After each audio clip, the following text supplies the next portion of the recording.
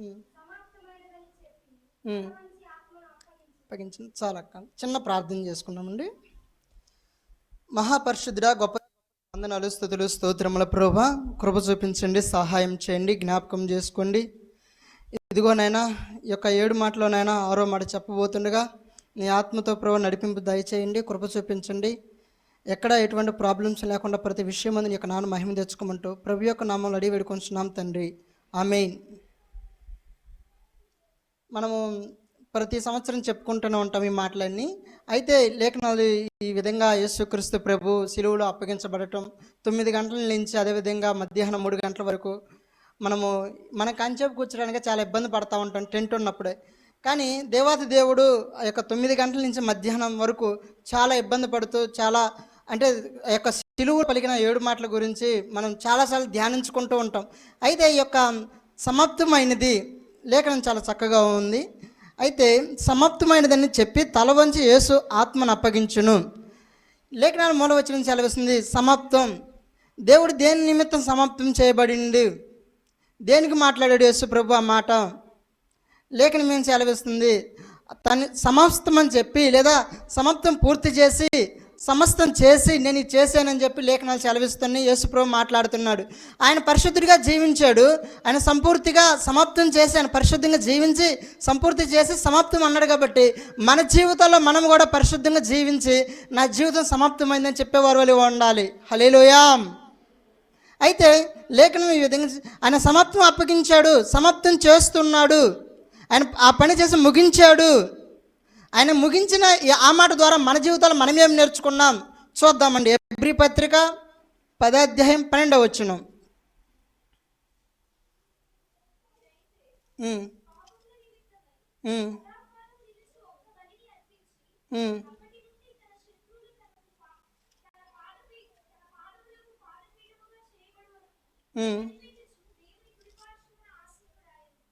హల్లెలూయా. ఒక్కసారే ఆయన సమర్థం చేయబడింది. అంటే ఆయన మనకు రక్షణ ఒక్కసారే ఇచ్చాడు. ఒక్కసారి ఆయన శరీరం అప్పగించబడి ఉంది. ఒక్కసారి ఆయన శరీరం సమస్తం మన కోసం అప్పగించబడ్డాడు. మన నిమిత్తం, మన పాపాల నిమిత్తం లేదా మనం చేస్తున్న తప్పుల నిమిత్తం ఆయన ఒక్కసారి బలియాగమై ఉన్నాడు. మళ్ళీ వచ్చి లేదా కొద్దిసార్లు వచ్చి మనం బలం ఆ యేసుప్రభు రాలా, ఒక్కసారే ఆయన సమాప్తం చేసినాడు. ఏం చేశాడంటే రక్షణ కార్యం పూర్తి చేశాడు.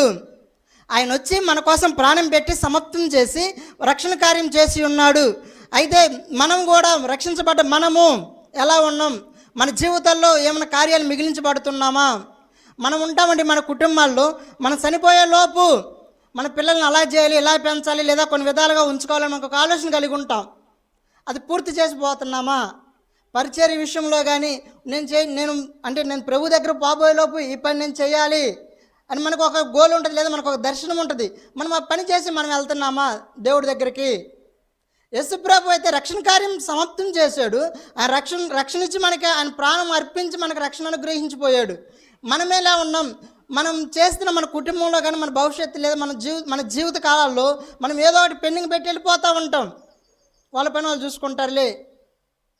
మనకు ఒక పని అప్పగించినప్పుడు మనం పూర్తి చేయాలి. యేసుప్రభు పూర్తి చేశాడు కాబట్టి ఆయన చెబుతున్నాడు, నేను పూర్తి చేసిన మీరు పూర్తి చేయాలి. ఒక పరిచర్య మనకు అప్పగించినప్పుడు ఆ పరిచర్య మనం పూర్తి చేసి నా పని అయిపోయింది అని మనం చెప్పే విధంగా ఉండాలి. ప్రియమైన దేవుని బిడ్డలారా, అయితే యేసుప్రభు రక్షణ కార్యం చేశాడు కాబట్టి మనం ఈ దినం మనం ఈ విధంగా ఉన్నాం. హల్లెలూయా. ఇంకో మాట చూద్దామని కొలసీయులకు రాసిన పత్రిక 2:14.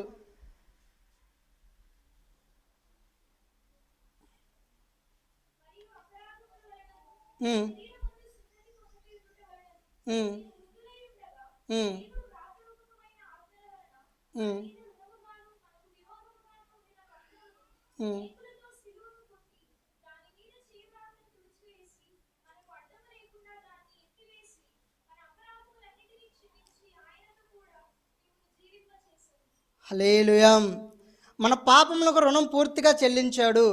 ఆజ్ఞ రూపముగా మీరు ఇది చెయ్యాలి, ఇది చేయకూడదు అని చెప్పే వెళ్ళిపోయాడు.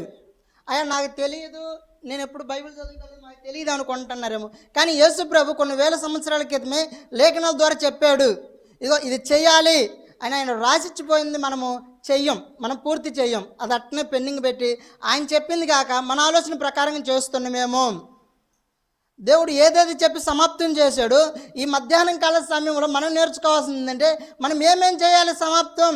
ఆయన రక్షణ కార్యం ఇచ్చిపోయాడు, మన కుటుంబాన్ని ఎలా రక్షిస్తున్నామా లేదా. అదేవిధంగా ఆయన పాపాల నిమిత్తం, మన పాపముల నిమిత్తం ఇదిగో ఈ పాపం చేయండి, ఈ ఆజ్ఞ ఇచ్చిపోయాడు చేరత ప్రకారంగా. ఆజ్ఞ ప్రకారం నిలబడే వారి వల్ల ఉండాలి. హల్లెలూయా. కాబట్టి మన ప్రతి విషయమందు నిలబడి ఇదిగో నా కుటుంబం ఈ విధంగా ఉంది, నా పరిస్థితి ఈ విధంగా ఉంది ప్రభువా, నేను సమాప్తం చేయాలి లేదా నేను పూర్తి చేయాలి, నాకు అప్పగించబడ్డ పని నేను పూర్తి చేయాలి. హల్లెలూయా. మన పని దేవుడు మనకి ఏదైతే అప్పగించాడో అది మనమే చేయాలి. ఎందుకంటే అది ఆయన చేశాడు కాబట్టి చెప్పాడు, మనం చేస్తేనే చెప్పేవారి వల్లే ఉండాలి. హల్లెలూయా. చూద్దామండి. అదేవిధంగా యోహాను సువార్త 19:28.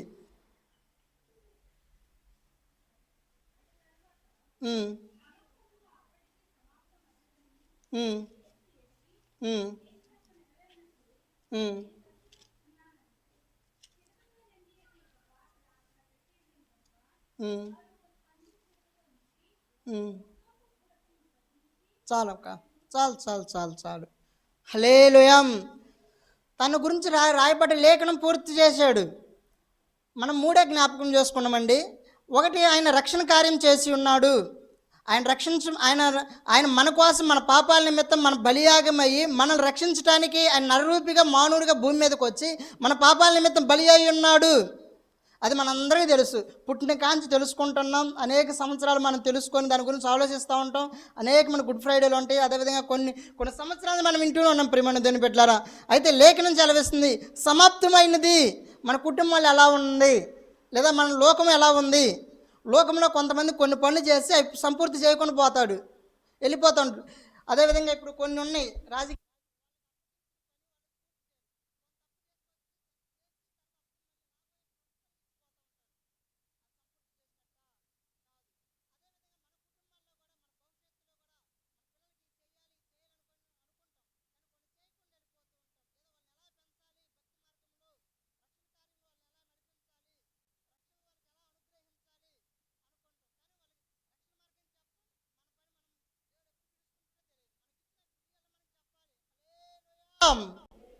హల్లెలూయా.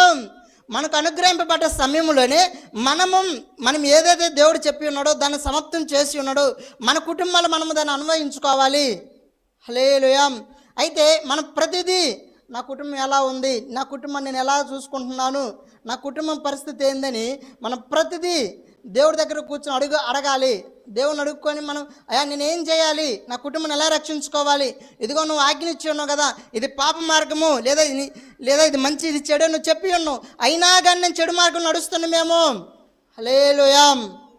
నేను అప్పుడప్పుడు చెబుతానండి, కుటుంబంలో నలుగురు ఉంటే పిల్లలుంటే తల్లిదండ్రులు రారు మందిరంలోకి, అదేవిధంగా తల్లిదండ్రులతో మందిరంలోకి పిల్లలు రారు, వాళ్ళు వస్తే వీళ్ళు రారు, వీళ్ళు వస్తే వాళ్ళు రారు. వాళ్ళందరూ వచ్చారనుకో అప్పుడు ప్రార్థన ఉండదు.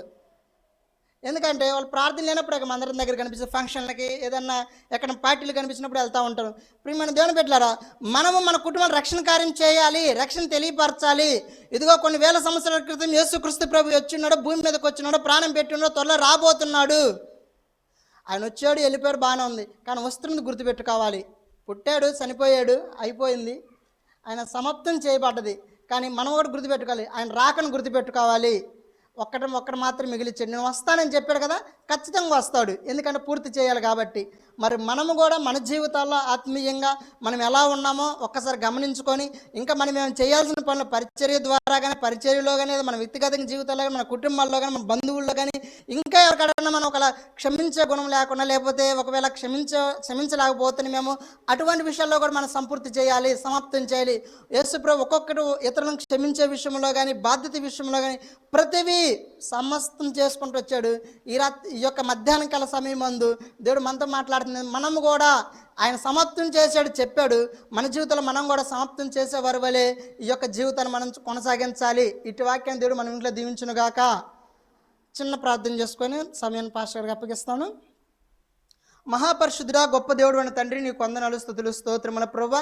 రక్షణ కార్యం మా జీవితాల్లోనైనా, మా కుటుంబాల్లో మేము అన్వయించాలి, వాళ్ళకి చెప్పాలి నాయన. ప్రభా అయా ఆ పని చేయుటకు మేము సమాప్తంగా మమ్మల్ని మేము అప్పగించుకుంటూ కృప చూపించండి, జ్ఞాపకం చేసుకోండి. నువ్వు చేరాత ద్వారా మాకు తెలియబడ్డనైనా ప్రతి ఆజ్ఞ మేము జాగ్రత్తగా గుర్తెరుగుడు సహాయం చేయండి, కృప చూపించండి ప్రభా. అదేవిధంగా ప్రభా లేఖనం నెరవేర్చబడిందని లేఖనం సెలవిస్తుంది, దాని ప్రకారంగా మేము జీవించుటకు సహాయం చేయండి, కృప చూపించండి, కృపలో జ్ఞాపకం చేసుకోండి.